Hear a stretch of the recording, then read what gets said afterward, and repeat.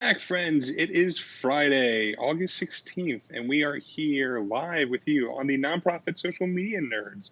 I'm Josh Hirsch, your host. I'm with Susan G. Komen, Florida, coming to you. Actually, I'm remote today. I'm up at the Jupiter Beach Resort, not at my normal office. And as always, my co hostess with mostest, Julia Campbell. Hi, Julia. Hi, how are you? You are at an amazing resort, and I wish you could have stayed outside. It looks so incredible outside. What's the weather like there? 90s and gorgeous and sunny and not a cloud Ah, in the sky. Typical Florida summer yeah, afternoon.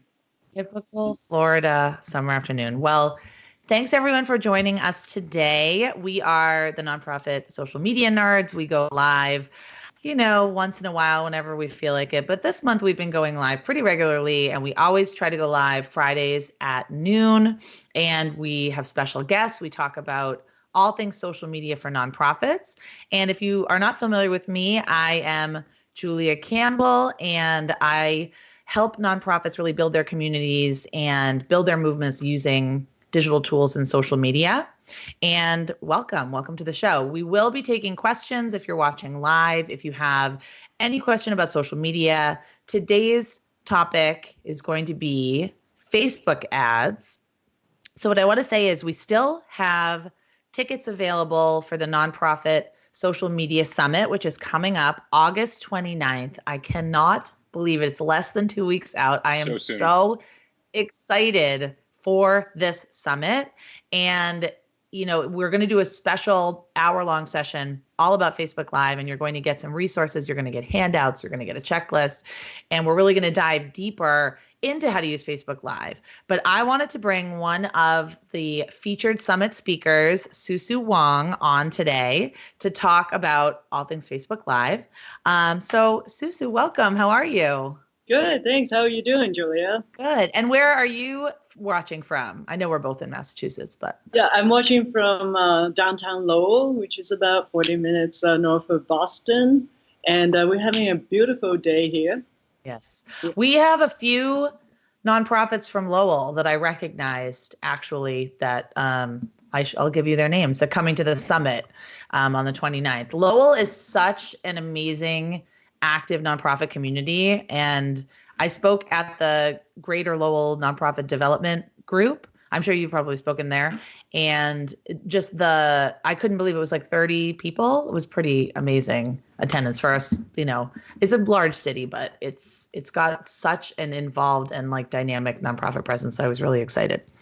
All right, so a little bit about Susu. I'm not going to read her whole bio because it's actually pretty long and pretty amazing. But what you need to know about her is she is a boss. She is a CEO. She's a founder. She founded Tomo 360, which is a marketing firm, and it provides all sorts of services, including website design, social media, email marketing, SEO, and SEM, which is search engine marketing. So she is a complete expert in digital marketing, and she's an adjunct professor in marketing at the University of Lowell and a frequent speaker.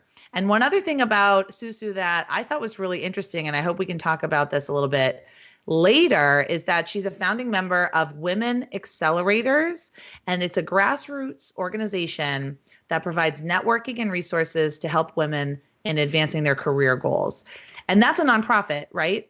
It is. Yes. Yeah. So not only are you a digital marketing expert, you are a nonprofit founder as well. So I know a lot of people watching can completely like relate to that and understand being a founder, running a grassroots small nonprofit like that. So that's really exciting. So I'm so excited to have you here.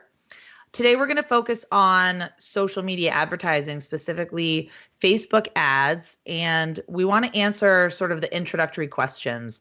What's the deal? What's going on with Facebook? Why should we use these ads? And then how can we even get started? I know that a lot of smaller organizations, especially the ones that I work with, can get very overwhelmed and get intimidated by the thought of creating an ad. So let's just talk a little bit about, let's start out talking about maybe the Facebook landscape and some of the things that you're seeing, Susu. So, organic reach is down. What are some other things that we kind of need to pay attention to? Yeah, we've seen a lot of clients who have a lot of reach in the past, in the past few years. And then last year, we started to see a lot of declining like, people are not seeing the news feeds, and we just don't know what's going on. And what happened was in, early of last year, Facebook has changed their algorithm to really focus on interaction and, meaningful content. So they favor, posts that the users are related to, like friends and families, right? Mm-hmm. And so as publisher or nonprofits, we're missing out a lot of these contents.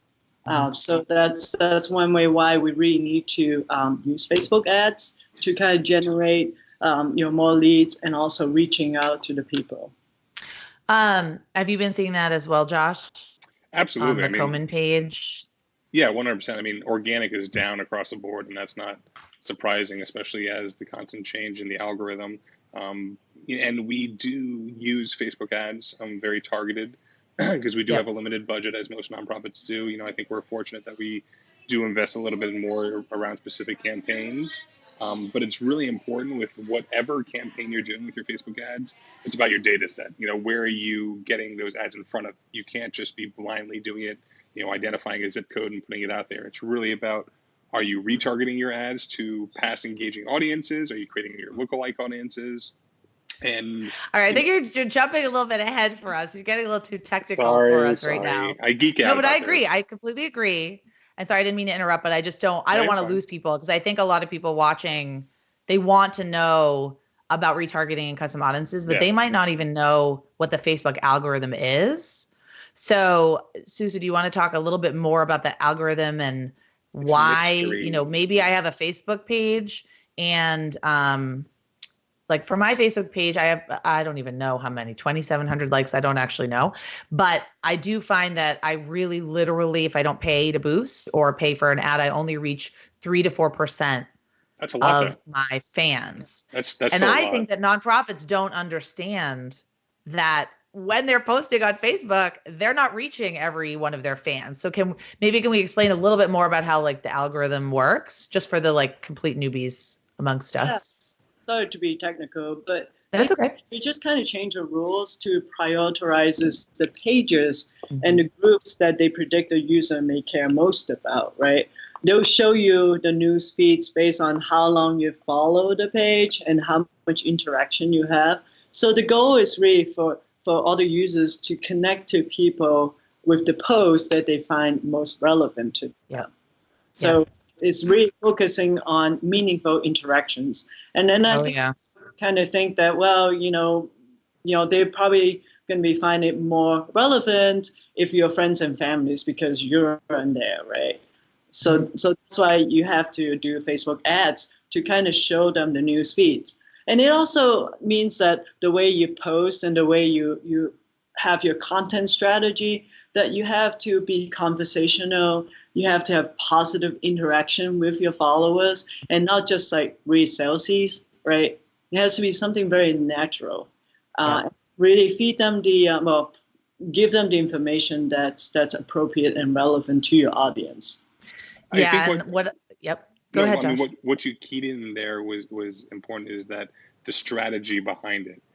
We have to have a very conversational tone when we're sharing content, because if it sounds salesy, then it's going to come off salesy.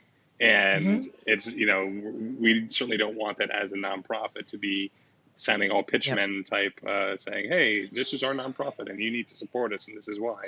But if we actually tell stories and provide value to them and want them to engage in your content, then you'll see better, ROI in your social ad spend.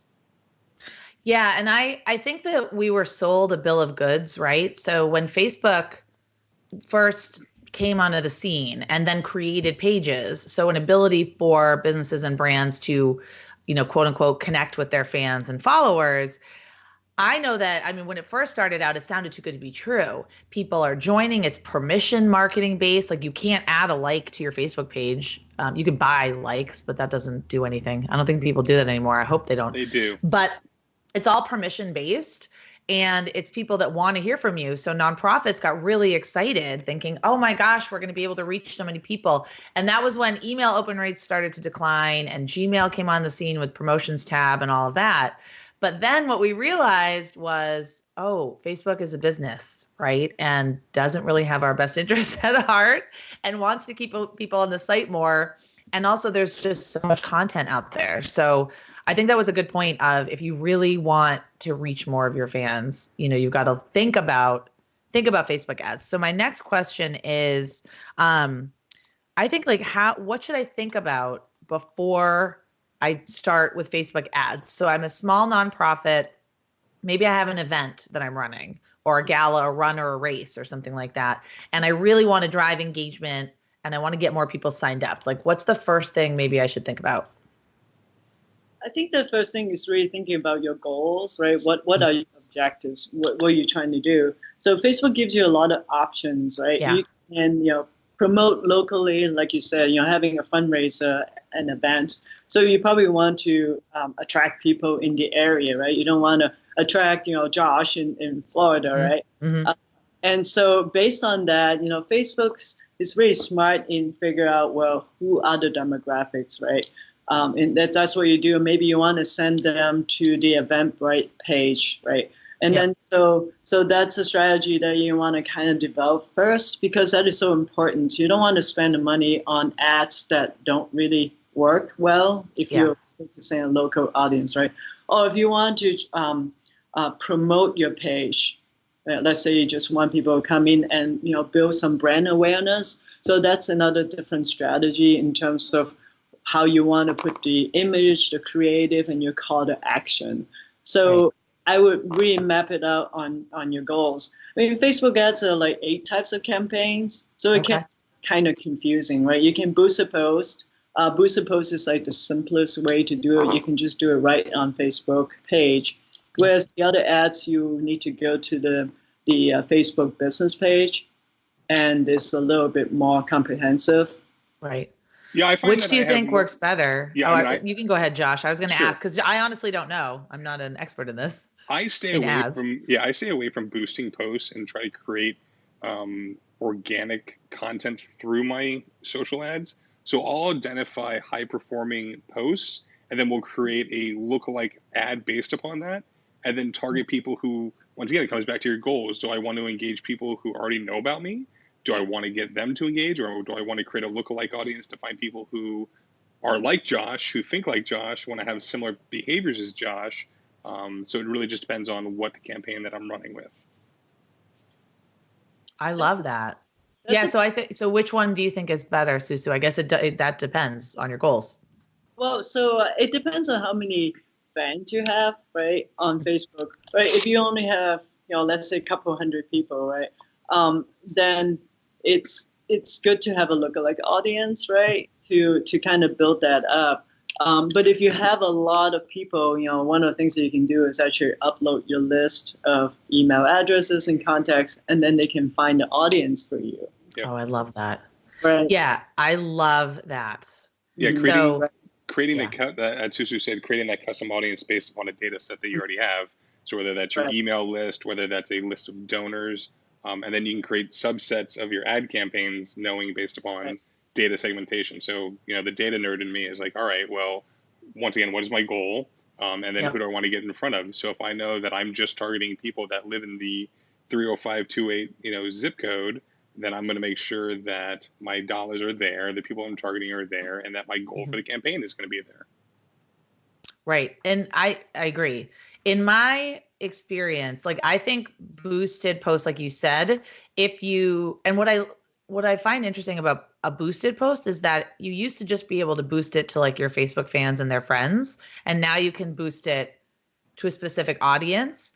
But one thing that I tell my clients, and you can tell me how you feel about it, I really think Facebook ads are most effective when you're showing them to a warm audience that knows about you.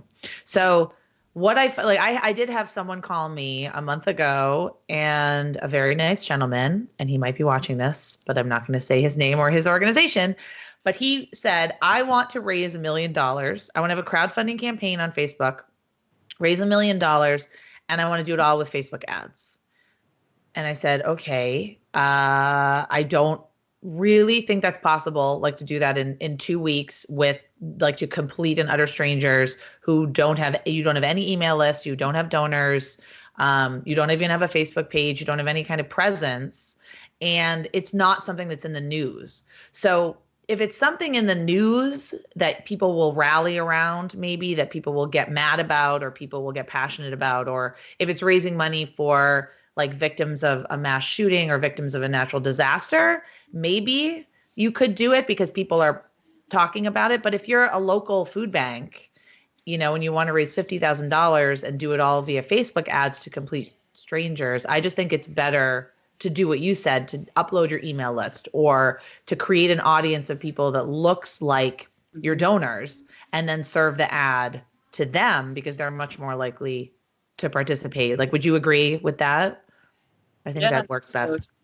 Yeah, I think, well, Facebook, there are over 2.4 billion people. Right.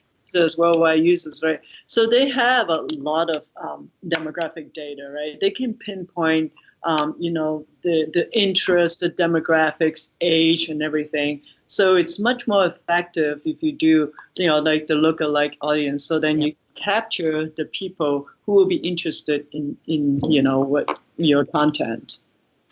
Okay. Now, this is a question I get all the time. And, we have the curse of knowledge, so we know the answer to this question, or we don't, maybe not. But how much do Facebook ads cost? I get that question all the time. How much does it cost? How much do they cost? How much should we spend? For $5, you can reach 1,000 people. Yep. Right. And you can set the budget. You can set a daily budget. You can set it by per click, right? So if you think about every day you go to a mailbox and you get this mail, right, a piece of mail, and then if it doesn't, you don't care about, it's going to go to a trash can, right? It's not measurable, and you really don't know whether people interact with you. Whereas in Facebook, you can really measure and see the analytics, and you don't have to spend that much money. I love that. It's the question isn't how much do they cost, it's what is your budget. It's what are you willing to spend for your marketing dollars. And some people budget $100 a year, some people budget $100,000 a year. So it's really about what what you can afford. Yeah, I get that question a lot, and I say, well, it completely depends on what you're trying to do. And if you are trying to raise $100,000, then you might want to think about what percentage of that you want to put into this promotion. But for small organizations, what I find is that they don't really know what to spend the money on. So they boost a post and they think, oh, I reached 2,000 more people. But did that actually do anything? Did anyone go to my website? Did anyone register for my event? Did anyone volunteer? Whatever the goal was. So always starting from your goal and what you want to accomplish at the end of the day. I just think of how easy it is to spend money on Facebook ads. Oh my God. It's so easy. You get emails all the time. This post is performing well. Yes. You should boost it. You should. I know. I mean, so it's just so easy to do that I always counsel my clients to be really focused and really strategic on their goals. And I think building brand awareness is good. But for me, I'm actually a little more harsh about it. I think if you can't necessarily translate it into ROI or return on investment in some way, if you can't quantify, what a website visitor is worth or an email sign up is worth, then just simply boosting a post without a strategy, I don't think is a good idea. But I actually had 2 questions just also for me. What is the best type of content, like creative wise? Is it video? Is it a photo? What kind of content tends to work best in Facebook ads? Well, I think in terms of content, I think video gets a lot of traction. Mm-hmm. Because we're very visual. People love to watch, videos. That's a good one. But it also, if you do video, you have to do it, it's just more time. It takes time to do video. I think nice graphics, right? Graphics, not a lot of text, actually not that much text on graphic and on the image, and a really good call to action. Like you want to be clear about where you're sending people to and why you're sending them and what enticed them to do that, right? So you have to think, creatively, what people like, what people like about your post and why they will come to you. I noticed that if you are going to do any social ads with video and just video in general, you want to have captions. You want to either have, what we're doing. I'm going even the next step further, and as opposed to just doing the captions, actually creating the video graphics with the captions on there. So you don't even have to be muted. It doesn't have to be anything. It's already going to show that on there. And when you're talking, a 15-second video ad, you want to be able to capture them as quickly as possible with that. And that 85% of videos are being watched without sound on videos or on Facebook. So you need to make sure that you're having it visually be able to tell your story and have those captions on there. Yeah, that's a good point. Do ads play automatically anymore? Do videos play automatically? I don't know. I haven't noticed it. I might have turned it off on my phone. I don't know. I remember a time when every video would play automatically, and it was driving me crazy. Yeah, it used to not, but now I think it is autoplay. Yes, and that's why captioning, Josh, you had a great point, because most of the time you don't hear them, right? And I mean, you don't hear the video, so captioning is important.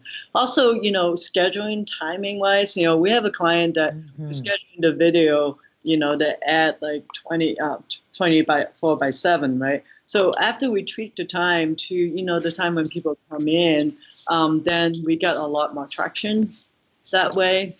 That's a great. I never even thought about that. Yeah. So you can pick a schedule for your Facebook ads. You can say, I don't want to show it on weekends. Oh yeah. I don't want to show it at night. Mm-hmm. Right. Okay, I've never done that on my ads. Yeah, and then you look so smart.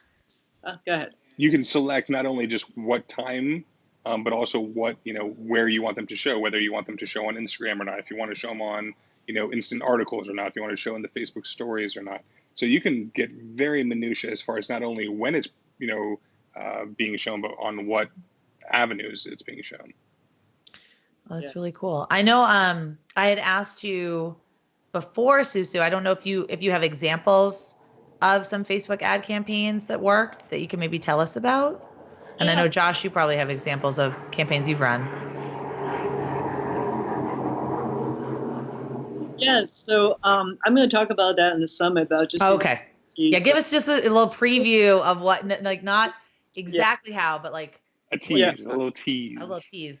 Yeah, a couple of years ago, we were involved. We were helping a nonprofit to sell a house, do a lottery to sell the house. So the ticket is $100, and so we did a bunch of Facebook ads to get them promoted. So they were using a lot of direct mail and newspaper ads, Boston Globe, and spend a ton of money on that. And then we were able to do the Facebook ads, really targeting on the different demographics, the people who care. So we really scrutinize on who are the people who would be interested in lottery. So we did different things that we'll talk about the summit, but we were able to raffle off the house. That's awesome. Yeah, and then we did a Facebook Live on the prize when we announced the winner. So that got a lot of traction. Oh, that's so cool. That's so cool. Yeah, how do you use ads for your race, Josh? So we do very targeted times. So like I'll see a well-performing post, then I'll create a social ad from that, and then I can notice a spike in registration as a direct result of that time frame. So while we've not had the most success of getting the Facebook pixel with our site because of the various registration platforms that we use for this site, for the race, but I can specifically see spikes in registration in conjunction. Yeah, I was just recently running, so it's not even just so much for the race, but also for mission content. So we produced this really great video of one of our clients who just recently received a double mastectomy and got services through Komen through one of our grants. That we shared her story and then ran some various social ads based upon that. Now, as Susan was saying, there's so many different objectives or goals that you can have with whether it's video views or video views to a certain point, or if you want them to click on something.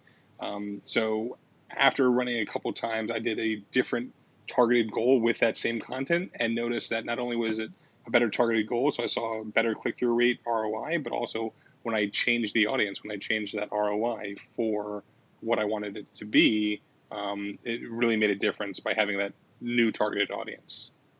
Yeah, Josh, I think you touched on a good point. You don't want to have this ad fatigue where you keep showing the same ads.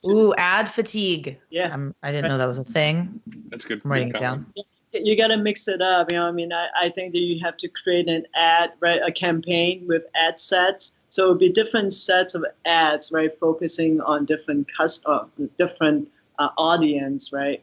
And then you show them to different people. So then you don't want to see the same ad over and over again for like 2 months, right? Because then you really decline, and then they're going to unlike you, which you don't want.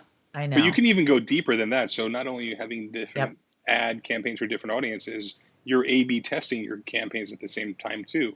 So you'll have same copy, different image, or same image, different copy, and whichever one is performing better after a set time frame, pause the one that doesn't perform well, and then dump the rest of your dollars into one that performs well. Yes. Oh, and Josh, could you put the link to that ads library in the comments? So this is a resource. Facebook allows anyone to search all the ads that they run, right? So you could search like the political campaign you're supporting or the one you're opposing, or you could search your competitors. You could search other people in your industry that are doing similar things, other food banks, other museums, other breast cancer research organizations, and look at the ads they're running. And what I actually love about that is you can see what they're spending money on and what they're not spending money on. So you're going to know that it's high performing or it's working because they've spent, or you can see what they've spent over time, right? So I actually have not gone in there yet because, I can't believe I haven't, but are there anything else we should look for in the ads library that either of you have seen? I think you hit right on it. It's about having, I looked at to see what my competitors are doing. Right. And, it helps. If you're starting from scratch, it'll give you some good ideas. Exactly, you're starting from scratch, see what others, not only your competitors, but to see what else is performing well, see what kind of you can see the budget, you can see who they're targeting the ads to. This ads library is a really, really great, useful tool. All right, I see some questions coming in. I have a really quick question about the pixel. If people don't know what the Facebook pixel is, Susu, can you just give us like maybe what it is and why we should use it? It's basically just see how your Facebook ad is doing, right? So let's say if you send people to your website, right, and they want to measure like who comes in there, what they do. Pixel is a piece of code that you put it on your website that coincide with that particular Facebook ad, so you can see the conversion rate, that's how you can see the performance of your ad. I think a lot of people get a little nervous about putting that on your website. So like if you have a WordPress website, you can actually download some plugin to you just put it on the header of your page. So we find that if you don't have Pixel, you really don't get to see the whole picture. Right. And I know how I use it because I'm really like a Facebook ads 101 person. I have the Pixel on my website. And for the summit, for an example, we have the pixel obviously on the summit page. So we can redirect people who have gone to the page but not registered, or have come to my blog, or have come to my website. So once again, it's just a way, I think, to find a warm audience. So, not a completely cold audience. You're not kind of just broadcasting like into nowhere. So I see 2 questions. Yes. So let me get those queued up here. So the first question we have coming in from Tina.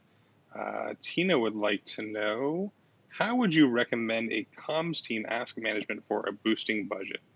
So my first response is it's not a boosting budget, it's a social ads budget. You have to look at, and this kind of answers Wendy's question, there is a difference between boosting posts and your social ads. And I find that you have much more control and targeted objectives by doing social ads versus boosting posts. I will take a post that's performing well and create a social ad from it. As far as determining your budget, you need to look at your organization's overall budget. determine what seems reasonable. You could say, all right, our social ad budget for the year is $500. And we're going to break that up into various campaigns. I mean, you can run a campaign, for $5-10.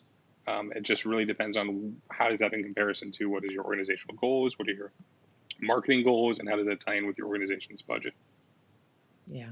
Do you run into that with your clients, Susu? They have to convince their boss? Yeah, I think that we have to show a lot of results and analytics. When we did the raffle tickets, every time that we did a post, right, we do an ad, the numbers spiked up. We'll sell like 20, 30 tickets just from that, right? And we couple it with email marketing. So as you get more traction and you see the results, then it's easier to find more budget, right? Because it's working. Exactly. So for me, what I recommend is to try it with something where you can see the results. So rather than just boosting a post and spending $20 to boost a post where all you see is that more people saw it, and that's not going to really get you anywhere, boost something where you can say, okay, we got this many people to our online donation page, or boost something that you can track back to return on investment. So if you have $20, boost a post where you know that even if you made $100, that's $80 profit. So you can actually see the results, like whether you want event signups or volunteer signups, or even if you're running a petition. So something where you can actually physically see more than reach. So I think that's where small nonprofits get hung up, is that they think, oh, reach. We just want lots of reach. Organic reach is down. We just want millions of people to see our video and millions of people to see our post. But I think we're at an age now where just seeing something, it doesn't mean anything. I mean, you could make your video go viral. Like there's a great cartoon, and when I find it, I'll post it in the comments, that Beth Cantor has. And it's a girl sitting on a couch and she says, well, our YouTube views, our cat adoption numbers are way down, but our YouTube views are up 200%. So sort of like, okay, that's great. Like, what are you measuring? Goes back to what are you measuring? But in order to get those first results, measure something, spend money on something where you can get that kind of quick win, and you can get that, you can get those results. But I firmly believe in spending money on marketing. I mean, if no one's knowing what you're doing or hearing from you. But also another way that I just thought of now is probably to talk to higher ups and say, we're not trying to just put a billboard out there and talk to strangers. We're really retargeting people that are on our email list that want to hear from us. These are warm people. These are not complete, utter strangers. Because I think when people think about marketing and advertising, they think about like a Super Bowl ad or an ad in the paper, an ad that you can't track and you have no idea how many people see it. But explaining on the back end, like Susu was talking about, there's all these great data points that you can get that will then help you, improve your communications from there. So that's really what I think. I don't know if there are any other questions because my phone died. So no, I think that pretty much covers all the questions that came in. Okay. All right. Well, okay. Now what I didn't do last time, because, well, first of all, Josh, I couldn't see you. Josh was wearing a pink wig the entire time. So now can you tell us, or is it over, the pink wig thing? Oh, no, the campaign is running through October. We're really still in the pre-stages of our Komen Florida Big Wigs campaign, where anyone can be a big wig that are on the front lines of helping fight cancer. So you can go to komenflorida.org/bigwigs, and you can find out how you can be a big wig and help fight the battle of breast cancer. Yay. All right. And Susu, where can we find you? And what are you promoting this week? What can we help you spread the word about? You can find me on tomos360.com. And we're looking forward to have the social media nonprofit summit. Yay. I'm really excited. And that's really what I would say. Check out npsocialsummit.com. There's still some tickets available, and we're going to talk to experts like Susu and Josh, and we had Angela Pitter on a couple of weeks ago talking about LinkedIn, and Sue Citro talking about social fundraising John Hayden and Chris Strub, and just it's going to be really, really fun and really pretty cool. So we're going to dive a lot deeper into these topics. So yeah, just check out npsocialsummit.com. And then I think we're going live next week, but you never know. We'll probably be frantically doing last minute things for the summit, but we'll give you a summit update and talk about some of the things that you should be, looking out for. So that's really it on my end. If anyone has further questions, please feel free to reach out in the comments. We'll be monitoring them. And what is it, Tomo360.com? Yes. TOMO360.com. And so I guess we'll see you next time. Thanks, and everyone have a great weekend. Thank you, Thanks, everybody. Have a great weekend.